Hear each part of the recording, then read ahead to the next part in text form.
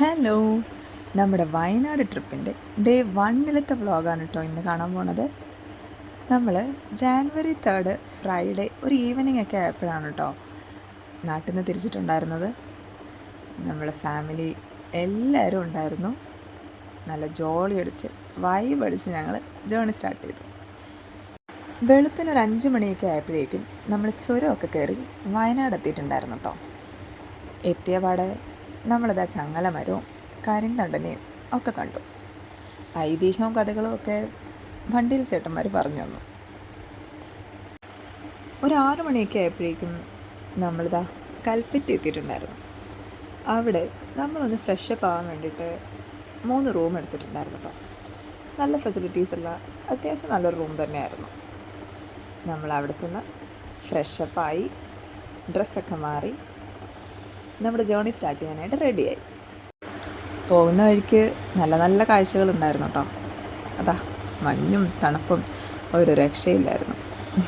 പിന്നെ സ്വെറ്ററും ബാക്കി കാര്യങ്ങളൊക്കെ ഉണ്ടായിരുന്നതുകൊണ്ട് തണുപ്പ് അത്ര അറിഞ്ഞില്ല. നമ്മുടെ ഫസ്റ്റ് ഡെസ്റ്റിനേഷൻ തിരുനെല്ലി ശ്രീ മഹാവിഷ്ണു ക്ഷേത്രമായിരുന്നു കേട്ടോ. നല്ല പീസ്ഫുള്ളായിട്ടുള്ള കാമായിട്ടുള്ളൊരു എൻവയോൺമെൻ്റ് ആയിരുന്നു. ഞാനിത് സെക്കൻഡ് ടൈമാണ് പോണത്. പക്ഷേ ഫസ്റ്റ് ടൈം പോയതിൻ്റെ എല്ലാ ഓർമ്മകളും അതുപോലെ തന്നെ ഉണ്ടായിരുന്നു കേട്ടോ. അത്രയും നല്ലൊരു അമ്പലം. അകത്ത് കയറി തൊഴുത് പ്രസാദമൊക്കെ കിട്ടി.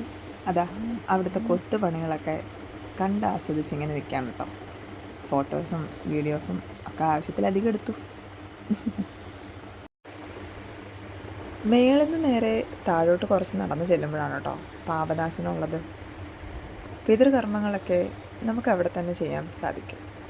ഇതാ കൊത്തുപണികളൊക്കെ എന്ത് രസമാണ്. അങ്ങനെ ഒരു നേച്ചർ വാക്കൊക്കെ നടന്ന് ചെല്ലാം. അതാ പാപനാശനത്തെത്തി.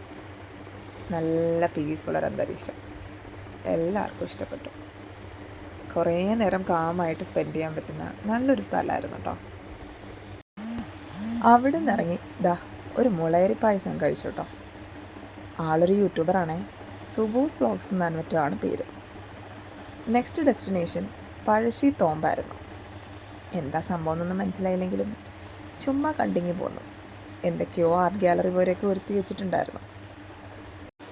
തേർഡ് ഡെസ്റ്റിനേഷൻ ബാണാസുര സാഗർ ഡാമായിരുന്നു കേട്ടോ. എല്ലാവർക്കും ഇഷ്ടപ്പെട്ടു ആ സ്ഥലം. ഒരുപാട് നടക്കാനുണ്ടായിരുന്നു. നല്ല കുറേ ഫോട്ടോസും വീഡിയോസും ഒക്കെ കിട്ടി. അപ്പോൾ ഇന്നത്തെ വ്ളോഗ് ഇത്രേ ഉള്ളൂ. നെക്സ്റ്റ് വ്ളോഗിൽ അടുത്ത വിശേഷങ്ങൾ കാണാം.